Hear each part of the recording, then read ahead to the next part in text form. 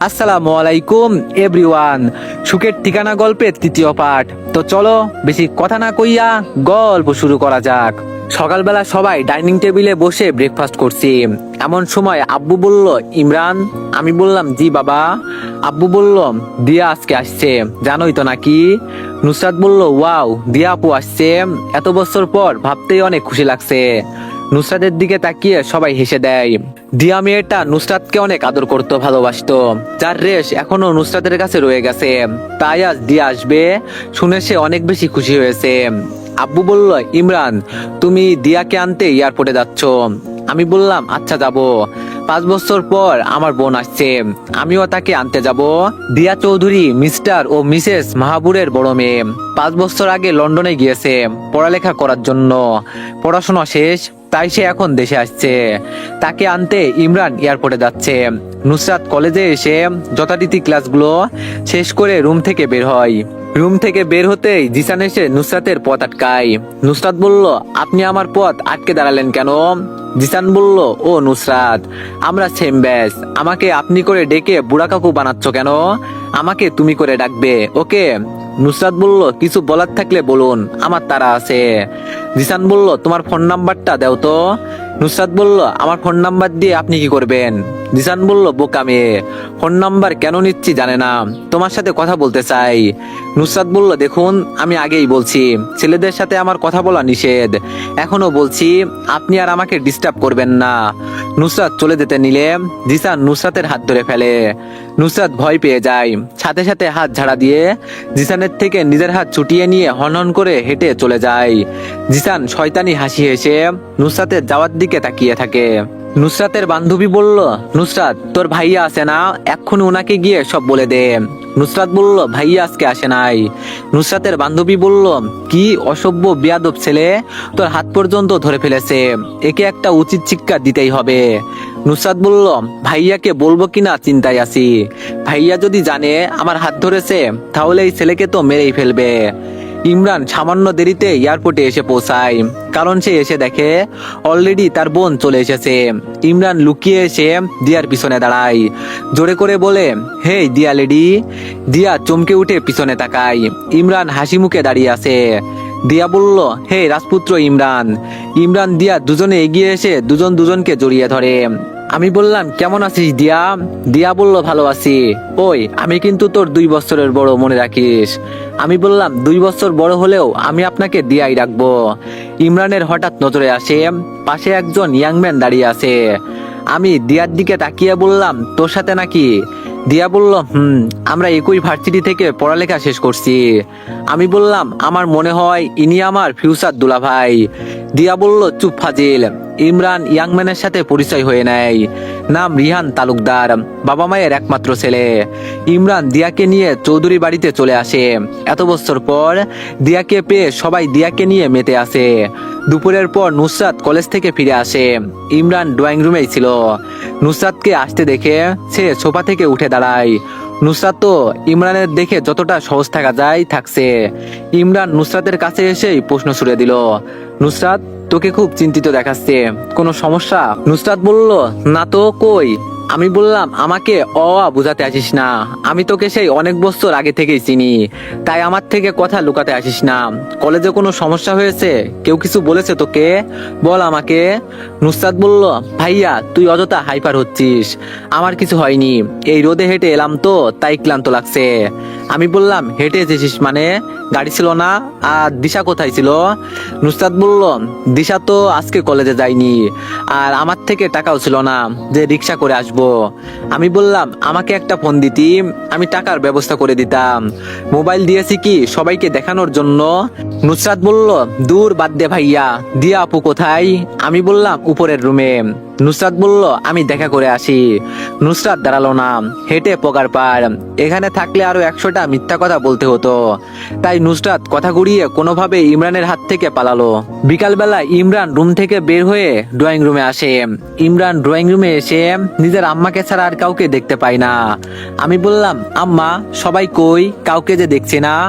আম্মু বলল, সবাই বাইরে বাগানে আড্ডা দিচ্ছে। আমি বললাম, তো তুমি একলা এখানে বসে কি করছো? আম্মু বলল, এমনি তোর বাবা আসবে তাই অপেক্ষা করছি। আমি বললাম, ও আচ্ছা এই ব্যাপার, আচ্ছা তাহলে তুমি অপেক্ষা করো তোমার স্বামীর জন্য, আমি গেলাম। আম্মু বলল, যান রাজপুত্র। ইমরান হেসে বাগানের উদ্দেশ্যে হাঁটা ধরল। ইমরান বাগানে এসে দেখে কেউ দোলনায়, কেউ নিচে ঘাসে বসে আড্ডা দিচ্ছে, আর চাচা চাচিও এখানে আছে। তবে দুজন দুজনের থেকে অনেক দূরত্ব মেপে বসে আছে। ইমরান এসেই দিয়া ও নুসরাতের মাথায় থাপ্পড় মারে। আমি বললাম, আমাকে রেখে আড্ডা দেওয়া হচ্ছে তাই না? পিটিয়ে তোদের দুইটাকে আমি গাছে লটকাবো। আমাকে ডাকলি না কেন? দিয়া বলল, তোকে কেন ডাকতে যাব, তোকে আমাদের প্রয়োজন নেই। আমি আরেকটা থাপ্পড় মারি দিয়ার মাথায়। দিয়া বলল, ভাইয়া মাথায় থাপ্পড় মারবি না তো? চাচা বলল, ইমরান কি শুরু করেছিস, ওদের থাপ্পড় না মেরে বসে পড় আমাদের সাথে। আমি বললাম, না আর বসবই না তোদের সাথে। আমি চাচাকে নিয়ে চললাম। ইমরান চাচার কাছে এসে চাচার এক হাত চেপে ধরে। চাচা বলল, ছাড় ভাতিজা, আমি কোথাও যাব না তোর সাথে। আমি বললাম, তোমাকে যেতে হবে, এখানে সব মেয়েরা একজোট, আর আমরা চাচা ভাতিজারা থাকবো একজোট, ওকে? এবার নুসরাত উঠে এসে চাচার অন্য হাত চেপে ধরে। নুসরাত বলল, না চাচা এখানেই থাকবে, কোথাও যাবে না। চাচা বলল, হ নুসরাত ঠিক কইছে, আমি কোথাও যাব না। আমি বললাম, চাচা তোমাকে যেতে হবে, তোমার ভাতিজা বলছে তোমাকে যেতেই হবে। নুসরাত বলল, না চাচা যাবে না, চাচার ভাতিজি বলেছে চাচা যাবে না। ইমরান চাচার হাত ধরে নিজের দিকে টানছে, অন্যদিকে নুসরাত চাচার অন্য হাত ধরে চাচাকে নিজের দিকে টানছে। আমি বললাম, নুসরাত চাচার হাত ছেড়ে দে, না হয় আমি চাচার হাত টেনে ছিঁড়ে ফেলবো। নুসরাত বলল, তুই চাচার হাত ছেড়ে দে, না হয় আমি চাচার হাত টেনে ছিঁড়ে ফেলবো। দুজনের কথা শুনে চাচার চোখ বড় বড় হয়ে যায়। চাচা বলল, নাউজুবিল্লাহ, কি কস তোরা, আমার হাত ছাইরা দে, তোদের বিশ্বাস নেই। কে শোনে কার কথা? নুসরাত ইমরান দুজনে চাচার হাত ধরে টেনেই যাচ্ছে। চাচা বলল, আল্লাহ মাপ চাই, এদের হাত থেকে মোরে রক্ষা করো, ওই আমারে ছাইরা দে তোরা। নুসরাত ইমরান চাচার হাত টেনেই যাচ্ছে, আর চাচা এদের রসাতলে পড়ে, ও আল্লাহ রে, ও মাগো কি বিপদে পড়লাম গো বলে চিৎকার করছে। চাচা বলল, ও সোহাগী বেগম মোরে বাঁচাও, এরা তো সত্যি সত্যি আমারে ছিঁড়ে আলাদা করে ফেলতেছে গো। সোহাগী বেগম এবার উঠে এলেন তার স্বামীকে রক্ষা করতে। তিনি ধমক দিয়ে বললেন, ওই ছাড় আমার স্বামী রে, ছাড় কইলাম। চাচির ধমক শুনে ইমরান নুসরাত দুজনে চাচার হাত ছেড়ে দেয়। চাচা ছাড়া পেয়ে হাঁপ ছেড়ে বাঁচে। চাচা বলল, মা গো কি একটা মুসিবতে পড়লাম। সোহাগী বেগম বলল, কিরে তোরা দুইটা কি শুরু করলি, আমার স্বামীরে নিয়ে এত টানাটানি করস কেন, অল্পের জন্য তো হাতটা ছিঁড়ে ফেলতি। আমি বললাম, ঢং, এখন স্বামীর লাইগা মহব্বত উতলাইয়া পড়তেছে। ইমরান নুসরাতের মাথায় একটা থাপ্পড় মেরে বাগান থেকে বের হয়ে গেল। নুসরাত কিছু করতে না পেরে রাগে ফুলে উঠছে। নুসরাত বলল, ভাইয়া আজকে তোর সাথে বাইকে করে কলেজে যাব। আমি বললাম, মাথা খারাপ হয়ে যায়নি আমার, একবার কি করছিলি মনে আছে আমার। নুসরাত বলল, ভাইয়া প্লিজ, তোকে আর কাতুকুতু দিব না, প্লিজ নে না। আমি বললাম, আমার সাথে যাওয়া লাগবে না, দিশার সাথে যা। নুসরাত বলল, দিশার ক্লাস আজকে দেরিতে শুরু হবে, দিশা পরে যাবে, এজন্যই তো তোরে বললাম। আমি বললাম, আচ্ছা আমি তোকে রিকশার ব্যবস্থা করে দিচ্ছি। নুসরাত বলল, না আমি তোর বাইকে করে যাব, না হয় কলেজে যাব না। আমি বললাম, তুই কলেজে না যা, আমার কি তাতে। নুসরাত বলল, এরকম করস কেন, আমি তো বলছি আর কাতুকুতু দিব না, আমাকে বিশ্বাস কর প্লিজ। আমি বললাম, আচ্ছা আচ্ছা বাইকে ওঠ, এমন ভাবে বলছিস, না নিয়ে উপায় নেই। নুসরাত বাইকে উঠে পড়ে। ইমরান বাইক স্টার্ট দেয়। নুসরাত ইমরানকে জড়িয়ে ধরে বসতে গেলে ইমরান ধমক দিয়ে বলে ওঠে, আবার তুই। নুসরাত বলল, সরি সরি, আর এভাবে তোকে ধরবো না। নুসরাত ইমরান কলেজে যে যার ক্লাসে চলে যায়। ক্লাস শেষ করে নুসরাত তার বান্ধবীদের নিয়ে ফুচকার দোকানে আসে। নুসরাত বলল, মামা ঝাল দিয়ে 3 প্লেট ফুচকা দিন তো। নুসরাত ফুচকা খাওয়া শেষ হলে দোকানদার মামাকে বলে, মামা ওই যে 3টা ছেলে দেখছেন না। দোকানদার মামা বলল, নুসরাত বলল, ওখানে মাঝের ছেলেটা আপনাকে আমাদের ফুচকার বিল দিবে। দোকানদার মামা বলল, ও ইমরান ভাই, চিনি উনাকে, সমস্যা নেই আপনারা যান। নুসরাত বলল, আচ্ছা। নুসরাত তার 2 বান্ধবীকে বিদায় জানিয়ে ইমরানের কাছে এলো। নুসরাত বলল, হ্যালো ভাইয়ারা, সবাই কেমন আছেন? ওরা বলল, আমরা ভালো আছি, তুমি কেমন আছো?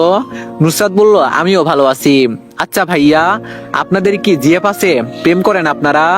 দিহান ফটাফট উত্তর দিয়ে দেয়, এদের দুজনের জিএফ আছে, কিন্তু আমার নেই। নুসরাত বলল, কি ভাইয়া, তোর জিএফ আছে?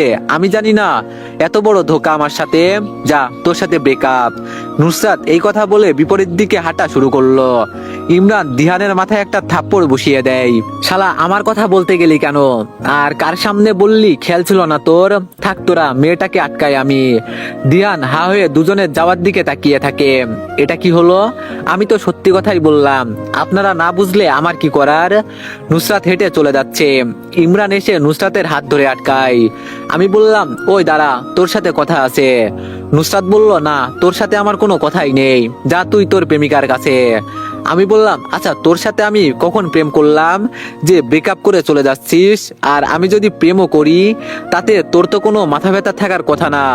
নুসরাত বলল, আমি বুঝি না মনে করছোস তুই যে আমার সাথে লাইন মারার চেষ্টা করতি? আমি বললাম, আমার কোনো প্রেমিকা নেই। আর দিহান যার কথা বললো সেটা হচ্ছে তুই। নুসরাত বলল, আমি বললাম, হ্যাঁ তুই প্রেম করবি আমার সাথে? নুসরাত বলল, যা, তোর মতো কাজিন ডেভিলের সাথে প্রেম করব না। আমি বললাম, ভাব নিয়েন না, বলেন প্রেম করবেন, যদি না করেন সমস্যা নেই, এক্ষুনি ভার্সিটির একটা মেয়েকে প্রপোজ করে প্রেম করা শুরু করে দিব। নুসরাত বলল, যা না যা, মানা করছে কে? আমি বললাম, ওকে যাচ্ছি। ইমরান বিপরীত দিকে হাঁটা শুরু করলো। নুসরাত দৌড়ে এসে ইমরানের পথ আটকায়। আমি বললাম, কি সমস্যা? নুসরাত বলল, যেতে হবে না, আমি মানতে পারবো না, অন্য কেউ তোকে আমার থেকে নিয়ে যাবে। আমি প্রেম করব, আমি তোর সাথে প্রেম করব। ইমরান হেসে এক টান দিয়ে নুসরাতকে বুকে জড়িয়ে নেয়। নুসরাত ইমরানের বুকে থেকেই বলে, কি করছিস কি ভাইয়া, সবাই দেখছে তো। আমি বললাম, দেখতে দে, অন্য কেউ যেন তোর দিকে নজর না দিতে পারে, সবাই চিনে নিক তোকে, ইমরানের কাজিন প্রেমিকাকে। তুই এখন অন্যদিকে তাকাস না, আপাতত এই বুকে মুখ লুকিয়ে রাখ। আগামীকাল কলেজে নবীনবরণ অনুষ্ঠান, নুসরাতের সব বান্ধবীরা শাড়ি পরে আসবে, কিন্তু নুসরাতের কোনো শাড়ি না থাকায় সে তার ফুপির কাছে গেল একটা শাড়ির জন্য। ফুপি বলল, কিরে নুসরাত, কিছু বলবি? নুসরাত বলল, ফুপি, আগামীকাল কলেজে নবীনবরণ অনুষ্ঠান, আমার সব বান্ধবীরা অনুষ্ঠানে শাড়ি পরে আসবে, কিন্তু আমার কোনো শাড়ি নেই, তুমি যদি আমাকে তোমার একটা শাড়ি দাও আমি পরে যেতাম। ফুপি বলল, নুসরাত, তোর শাড়ির দরকার তুই এখন রাতে আমাকে বলছিস, বিকালে বললেও তো ইমরানকে দিয়ে তোর জন্য একটা শাড়ি কিনে আনাতাম, এখন বুঝি তুই আমার পুরাতন শাড়ি পরবি? নুসরাত বলল, নতুন শাড়ি কেনার দরকার নেই, অযথা টাকা নষ্ট। ফুপি বলল, বোকা মেয়ে, তুই কি আমাদের পর কেউ যে তোর জন্য কিছু কিনতে আমাদের টাকা নষ্ট হবে? এক থাপ্পড় মারবো আর কখনো এইসব বললে। নুসরাত তার ফুপিকে জড়িয়ে ধরলো। নুসরাত বলল, ফুপি তুমি অনেক ভালো। ফুপি বলল, হইছে, পাম দিতে হবে না, আলমারি থেকে পছন্দ করে একটা শাড়ি নিয়ে যা। নুসরাত শাড়ি নিয়ে চলে যেতে ইমরানের সামনে এসে পড়ে। আমি বললাম, কিরে নুসরাত, তোর হাতে শাড়ি কেন? কালকে শাড়ি পরে কলেজে যাবি?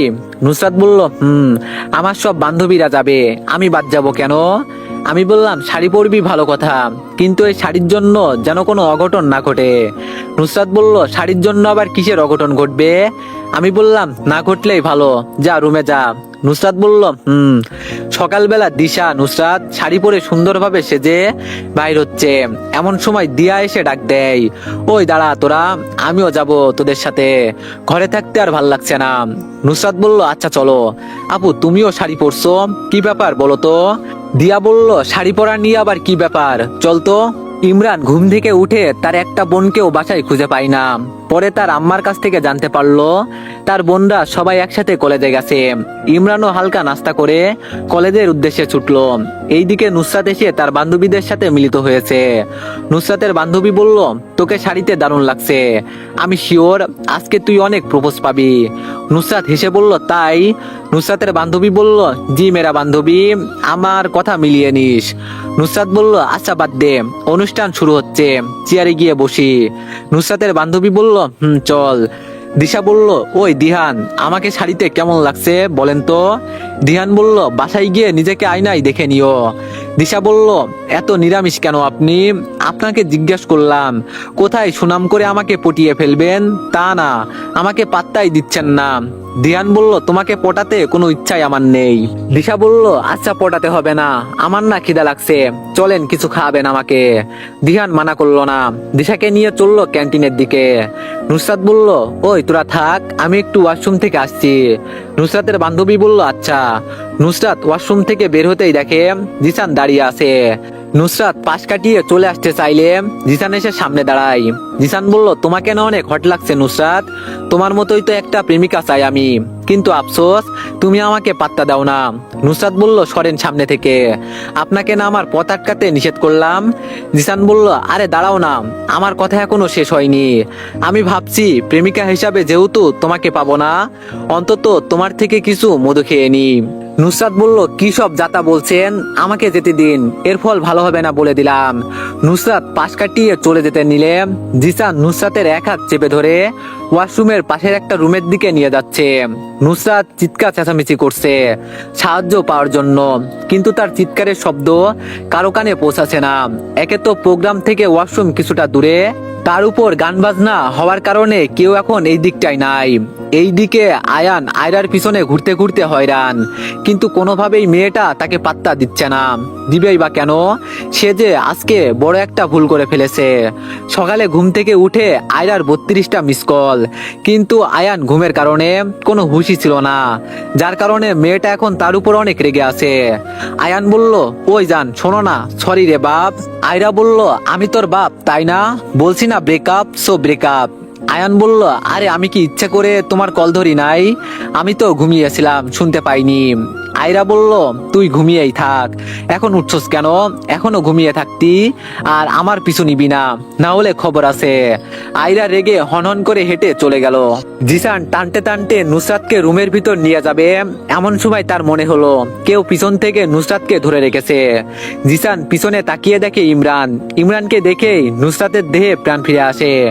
ইমরান এক টান দিয়ে জিসানের হাত থেকে নুসরাতের হাত ছুটিয়ে জিসানকে ধাক্কা মেরে রুমের ভিতরে ঢুকিয়ে বাইরে থেকে দরজা বন্ধ করে দেয়। নুসরাত জিসানের হাত থেকে ছাড়া পাওয়া মাত্রই ইমরানের বুকে ঝাঁপিয়ে পড়ে। নুসরাত বলল, তুই না আসলে আজ যে আমার কি হতো ভাইয়া। আমি বললাম, আমি থাকতে তোর কিচ্ছু হতে দিব না, আর এই ছেলের ব্যাপারটা আমার কাছে লুকানোর জন্য তোকে শাস্তি পেতে হবে। ইমরানের কথা শুনে নুসরাত ভয়ে ঢোক গিলল। নুসরাত মনে মনে ভাবছে, এ জানলো কিভাবে। নুসরাত বলল, ভাইয়া আমি বললাম কিছু বলতে হবে না, অনুষ্ঠান হচ্ছে যা। নুসরাত ইমরানের বুক থেকে মুখ উঠায়। নুসরাত বলল, ভাইয়া লাভু। আমি বললাম, ওই এটা কি ছিল। নুসরাত দাঁড়ালো না, এক দৌড়ে প্রোগ্রামের দিকে হাঁটা ধরলো। হঠাৎ করে নুসরাতের পায়ের সাথে শাড়ির আঁচল বেঁধে যায়, যার ফলস্বরূপ শাড়িতে টান পড়ে শাড়িটা অনেকটা খুলে যায়। নুসরাত বলল, ভাইয়া দুই হাত দিয়ে নিজেকে ঢাকার চেষ্টা করছে। আমি বললাম, ওরে গাধি মেয়ে রে, একটা কাজও যদি ঠিক মতো করতে পারিস। ইমরান নুসরাতের কাছে এসে নিজের কোটটা নুসরাতের গায়ে দিয়ে নুসরাতকে একটা রুমে নিয়ে যায়। কলেজে প্রোগ্রামে আজকে চাচাও এসেছে, তারও একটু শখ জেগেছে অনুষ্ঠান দেখার। চাচা কলেজ গেটে ঢুকতেই ছেলে মেয়েদের ভিড়ে কারো সাথে ধাক্কা খেয়ে দৌড়ে গিয়ে একটা মেয়ের উপর ঝাঁপিয়ে পড়লো। ব্যাস, মেয়েটা সহ চাচা নিচে। সবাই মিলে ধরাধরি করে চাচাকে নিচ থেকে উঠায়। চাচা ব্যথা পান নাই তো, আপনার কিছু হয় নাই তো? চাচা বলল, এখনো কিছু হয় নাই, তবে আমার শয়তান ভাতিজা দেখলে অনেক কিছু হয়ে যেতে পারে। চাচা আশেপাশে তাকিয়ে দেখতে লাগে। তো এভরিওয়ান, আজকে শুক্রবার, তারপরও তোমাদের জন্য ভিডিও বানালাম। তো আশা করি তোমরা সবাই এই ভিডিওতে সবাই বেশি বেশি লাইক আর একটা করে কমেন্ট করে দিবে। ধন্যবাদ।